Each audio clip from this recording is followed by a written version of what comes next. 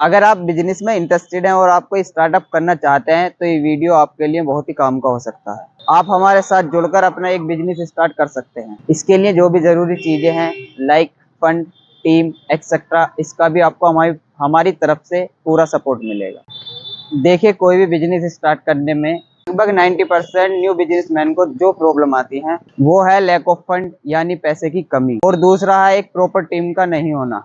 हम ये दोनों चीज़ें आपको प्रोवाइड कराएंगे।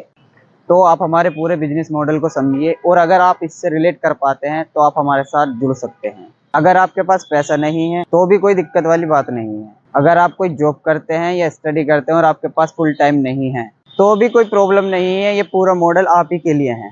तो चलिए पूरा मॉडल स्क्रीन पर एनिमेशन के माध्यम से समझते हैं।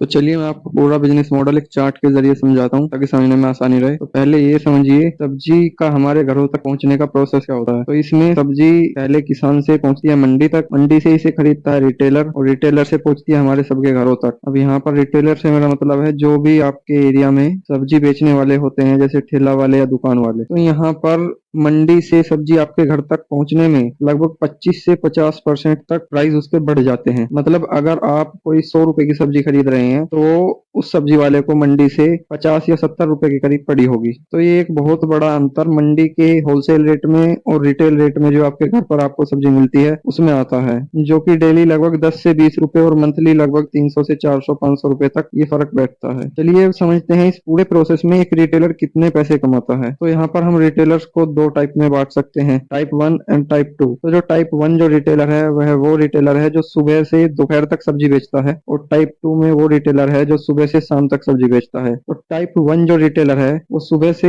दोपहर तक सब्जी बेचता है, उसके अपने किसी और काम पर चला जाता है। तो ये टाइप 1 रिटेलर सुबह से दोपहर तक जो सब्जी बेचता है, इंडिया में एवरेज ये पर डे 300 रुपए कमाता है। अब मैं उस एक दो की बात नहीं कर रहा हूँ, जो मतलब कुछ ऐसे भी होते हैं कि सुबह से दोपहर तक ही सब्जी बेचकर 1000 या उससे भी ज्यादा रुपए कमा लेते हैं। वो एक दो केस है, यहाँ पर मैं एवरेज की बात कर रहा हूँ। तो अगर आप 100 सब्जी वालों को पकड़ेंगे तो उसमें लगभग 90-95 आपको ऐसे ही मिलेंगे जिनकी एवरेज इनकम पर डे की 300 रुपए होगी, जो टाइप 1 के रिटेलर हैं, सुबह से दोपहर तक सब्जी बेचने वाले। बात करते हैं टाइप 2 रिटेलर की, जो सुबह से शाम तक यानी फुल डे सब्जी बेचते हैं। तो उनकी एवरेज इनकम इंडिया में लगभग 500 से 600 रुपए के करीब होती है। इसमें भी थोड़ा बहुत ऊपर नीचे हो जाता है, रिटेलर पे डिपेंड करता है, लेकिन एवरेज अगर हम निकाल लें तो 100 में से 90 लगभग उनकी इनकम इतनी ही रहती है। तो इससे हमें ये पता चलता है कि अगर आपको सुबह से दोपहर तक कोई एक रिटेलर सब्जी बेचने के लिए चाहिए तो आपको 300-400 रुपए पर डे में मिल सकता है। तो हम यहाँ पर क्या करेंगे, 500 रुपए पर डे देंगे एक रिटेलर को, और उसे सुबह से दोपहर तक ही सब्जी बेचनी है, जो कि मंथली उसके 15,000 फिक्स होंगे।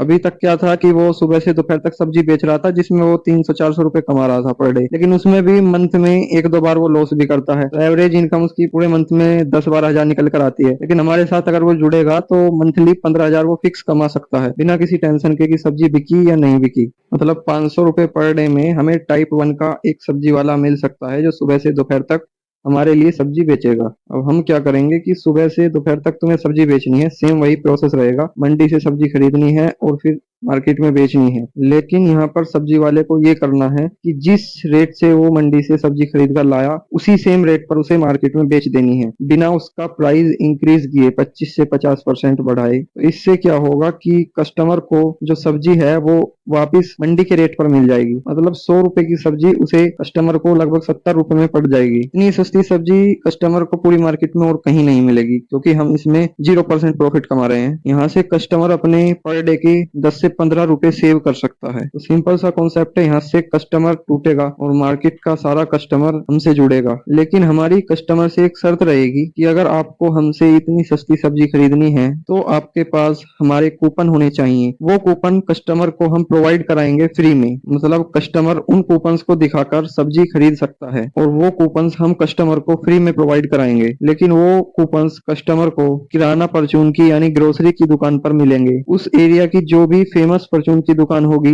जो ज्यादा चलती होगी, हम उस दुकान से कॉन्टेक्ट कर लेंगे, और कस्टमर जब भी कुछ सामान उससे खरीदने जाएगा तो वो कूपन उसे फ्री में वहां से मिल जाएगा, और उस कूपन को दिखाकर कस्टमर सिंपली सब्जी खरीद पाएगा। अब इस पूरे प्रोसेस में कस्टमर को कोई नुकसान नहीं हुआ, कूपन उसे पूरा फ्री में मिल रहा है और सब्जी उसे सस्ती पड़ रही है। ग्रोसरी की दुकान पर उसे वैसे भी जाना ही, एक सब्जी वाला सुबह से दोपहर तक लगभग 50 कस्टमर को हैंडल कर सकता है, जो उसकी एवरेज कैपेसिटी है। अब सब्जी में एक चीज और होती है, कोई भी फैमिली डेली डेली सब्जी नहीं खरीदती, उसमें लगभग एक दिन का गैप आता है। मतलब अगर किसी ने आज सब्जी खरीदी तो कल छोड़कर वो परसों सब्जी खरीदेंगे। तो इसमें हम क्या कर सकते हैं, हमारा सब्जी वाला 50 घर एक दिन जाएगा और दूसरे 50 घर अगले दिन जाएगा, मतलब कुल मिलाकर वो 100 घर को हैंडल करेगा। हमारा एक सब्जी वाला 100 फैमिलीज को सब्जी देगा। अब उन 100 की 100 फैमिलीज को कूपन सिस्टम से जुड़ना होगा सब्जी खरीदने के लिए, जो कि वो उस परचून की दुकान से सारा अपना ग्रोसरी का सामान खरीदेंगे। अब यहाँ पर आप एक चीज समझिए, इंडिया में एक मिडिल क्लास फैमिली का एवरेज ग्रोसरी बजट साइज, मतलब कि एक फैमिली पूरे साल में कितने का ग्रोसरी यानी परचून का सामान खरीदती है, तो वो पूरे साल का, अगर कोई 4 मेंबर की भी फैमिली है तो मिनिमम 50,000 है। मतलब एक 4 मेंबर्स की फैमिली भी पूरे साल में कम से कम 50,000 का तो ग्रोसरी का सामान खरीदेगी ही खरीदेगी, जिसमें ग्रोसरी वाले का मार्जिन 10 से 15% होता है। अगर हम 10% भी माने तो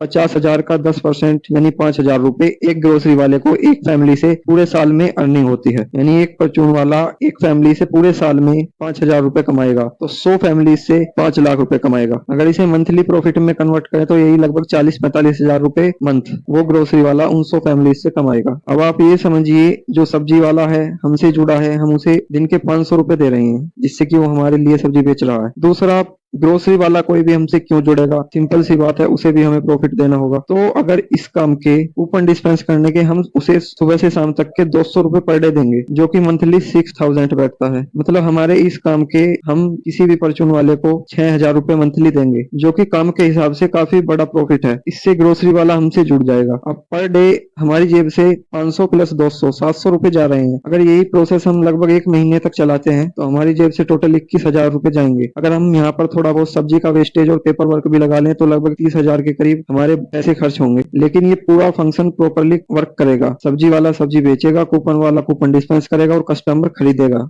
अब 1 महीने बाद सोचिए, अगर हम वो कूपन चेंज कर किसी दूसरी दुकान पर लगा दें, मतलब उसके साइड वाली दुकान पर हम वो कूपन लगा देंगे 1 महीने बाद, तो वो जो मंथली जो प्रॉफिट हो रहा था 40-45,000 का 100 कस्टमर से, वो दूसरे को होना शुरू हो जाएगा। तो यहाँ पर आप ये समझिए कि 1 महीने बाद वो टोटल 45,000 रुपए का मंथली प्रॉफिट किस परचून वाले को देना है, ये इनडायरेक्टली हमारे हाथों में है। कूपन के थ्रू हम जिस दुकान पर भी कूपन लगा देंगे, कस्टमर उसी दुकान से सामान खरीदेगा। तो यहाँ पर परचून वाले को हमसे डील करनी होगी। यहाँ से हम कमीशन बना सकते हैं कि भाई हम तुम्हें मंथली 45,000 का प्रॉफिट बनाकर दे रहे हैं, इसमें से 20 तुम रखो, 25 हमें दो। उसके पास कोई दूसरा ऑप्शन नहीं है। अगर ग्रोसरी वाला मना करता है तो हम उससे पूरा प्रॉफिट अपना हटा लेंगे, उसकी साइड वाली दुकान पर लगा सकते हैं। तो इसलिए उसके पास कोई ऑप्शन नहीं होगा हमें मना करने का। और अब हमें उसे वो पर डे के 200 रुपए भी देने की जरूरत नहीं होगी। तो अब हमारा पर डे का खर्चा होगा 500 रुपए, जो हम सब्जी वाले को दे रहे हैं, जो मंथली लगभग 15,000 रुपए बैठेगा। अगर इसे और थोड़ा पेपर वर्क और सब्जी का वेस्टेज लगा लें तो हमारा 20,000 रुपए मंथली एक्सपेंस होगा और उन 45,000 में से 25,000 रुपए हमें कमीशन मिलेगा। तो अगर 25 में से 20,000 घटा दें तो 5,000 रुपए यहाँ पर हमारी इनकम होगी इस पूरी एक यूनिट से। यूनिट मतलब एक सब्जी वाला और एक परचून वाला और 100 कस्टमर को मिलाकर जो हमारी एक प्रोसेस चलेगा, इससे हमें 5,000 पर मंथ की अर्निंग होगी। अब आप ये समझिए कि एक सब्जी वाला तो मैक्सिमम 100 फैमिली को हैंडल कर सकता है, लेकिन एक ग्रोसरी वाला मैक्सिमम कितनी फैमिलीज को हैंडल कर सकता है? तो इसमें नॉर्मली फुटफॉल होता है 10%। मतलब अगर किसी ग्रोसरी से 100 फैमिली जुड़ी हुई है तो पर डे उसकी दुकान पर 10 या 15 कस्टमर आएंगे। इस हिसाब से कोई भी एक नॉर्मल ग्रोसरी शॉप पूरे दिन में लगभग 100 कस्टमर हैंडल कर सकती है। मतलब उससे हम लगभग 500 फैमिलीज को जोड़ सकते हैं एक ग्रोसरी स्टोर से। तो इसमें हम क्या कर सकते हैं, एक ग्रोसरी स्टोर से हम 5 सब्जी वालों को ज्वाइंट कर सकते हैं। अब जब एक ग्रोसरी वाला एक सब्जी वाले से मंथली 45,000 का प्रॉफिट बना रहा था, अब हम उससे 5 सब्जी वालों को ज्वाइंट कर देंगे, जो कि उसे 500 फैमिलीज ला कर देगा, जिससे उसका मंथली प्रॉफिट लगभग 2 लाख होगा। अब 5 सब्जी वालों को हमने एक ग्रोसरी स्टोर से ज्वाइंट कर दिया, जिसमें कि 100 फैमिलीज एक सब्जी वाले से जुड़ी हैं, तो ओवरऑल 500 फैमिलीज उस ग्रोसरी स्टोर से जुड़ गई हैं, जिन 500 फैमिलीज से वह ग्रोसरी स्टोर मंथली लगभग 2 लाख का प्रॉफिट बनाएगा। अब इस 2 लाख में 50,000 ग्रोसरी स्टोर का होगा, 1.5 लाख को हमें कमीशन देना होगा। उस 1.5 लाख में से अब उन 5 सब्जी वालों का एक्सपेंस अगर घटाएं, जो कि लगभग 75,000 बैठता है, बाकी 25,000 इसमें हम एक्स्ट्रा एक्सपेंस लगा लेते हैं, जो कि सब्जी वेस्टेज और पेपर वर्क होगा। तो 1.5 लाख में से 1 लाख माइनस करने के बाद हमारे पास 50,000 रुपए बचते हैं। तो अब ये हमारी जो यूनिट है ये फुल हो चुकी है। मतलब अब इस और यूनिट में इस ग्रोसरी स्टोर से हम और ज्यादा फैमिली ज्वाइंट नहीं कर सकते। 500 फैमिलीज मैक्सिमम एक स्टोर से हम ज्वाइंट कर सकते हैं, जिसके बाद ये एक यूनिट मतलब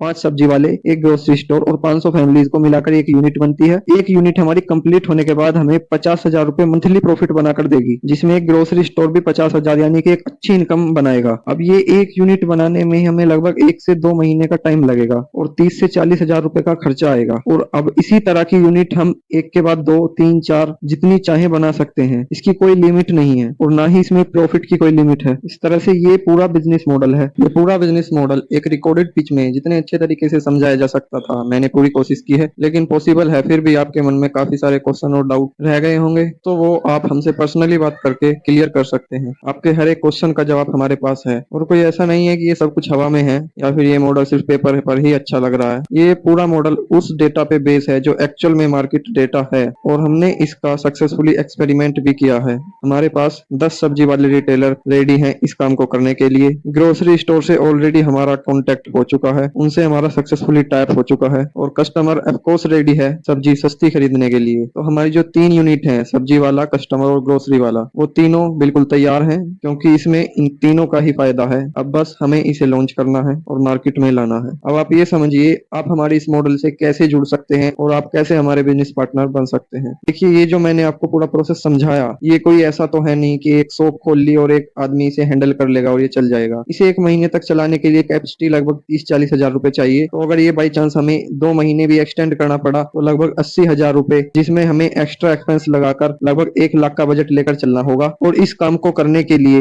एक काफी बड़ी टीम लगेगी क्योंकि ये किसी एक आदमी के बस की बात नहीं है। अब इस मॉडल को करने के 2 तरीके हैं, या तो इसे कोई ऐसा आदमी स्टार्ट करे जिसके पास पहले से ही काफी सारा पैसा और एक वेल मेंटेन टीम हो, या फिर अगर इसे कोई नया एंटरप्रेन्योर स्टार्ट करना चाहता है जिसके पास मैं मानकर चल रहा हूँ कि 0 इन्वेस्टमेंट है, तो वो इसे कैसे कर सकता है। अब वो ही हम समझने वाले हैं। मान लो मैं एक एंटरप्रेन्योर हूँ यानी बिजनेसमैन जो इसे करना चाहता हूँ, लेकिन मेरे पास ना तो 1 लाख का बजट है और ना ही कोई टीम। तो अब मैं इसे कैसे कर सकता हूँ? तो आप इसके लिए ये समझो, इसी प्रकार मेरी तरह और भी एंटरप्रेन्योर हैं जिनके पास काफी बड़ा फंड नहीं है लेकिन वो बिजनेस करना चाहते हैं। तो इसी तरह से अगर हम 20 लोग आपस में मिल जाएं, यानी एक 20 एंटरप्रेन्योर की टीम बन जाए और हम 5-5 हजार रुपए ईच पर्सन भी डालें, तो हमारे पास 1 लाख का फंड होगा और एक 20 लोगों की टीम होगी। अब हमारे पास एक इनफ फंड और टीम होगी इस बिजनेस मॉडल को एग्जीक्यूट करने के लिए। तो हम लोग इसी मॉडल पे अब काम कर रहे हैं, बस हमने यहाँ पर थोड़ा सा चेंज किया है। टोटल हमें 1 लाख का फंड चाहिए।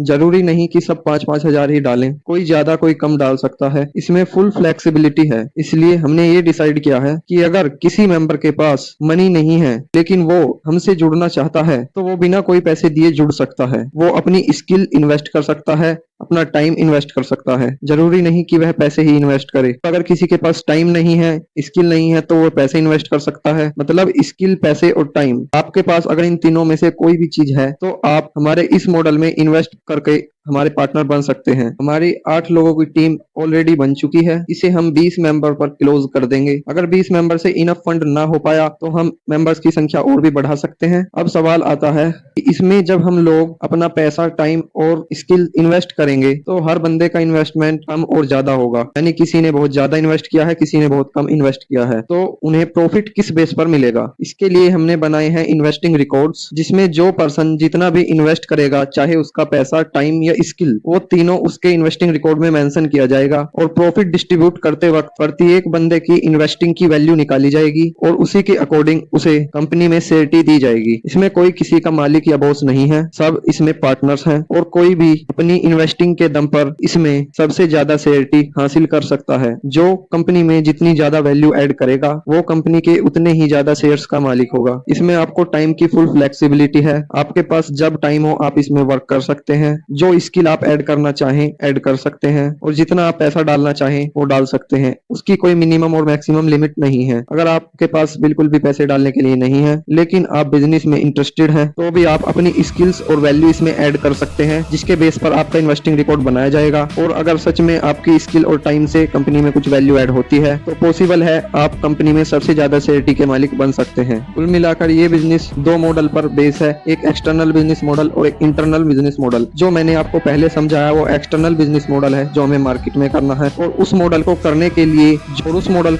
लिए जो सभी पार्टनर्स का अरेंजमेंट होना है वो इंटरनल बिजनेस मॉडल द्वारा होना है, जो मैंने आपको अभी समझाया। उम्मीद है आपका अच्छे से समझ में आ गया होगा, लेकिन पॉसिबल है बहुत सारे डाउट आपके मन में अभी भी होंगे, क्वेश्चंस होंगे, तो वो आप हमसे पर्सनली बात करके क्लियर कर सकते हैं। अगर आप सच में बिजनेस करना चाहते हैं या एक बिजनेसमैन बनना चाहते हैं तो इससे अच्छा मौका आपको फिर नहीं मिलेगा।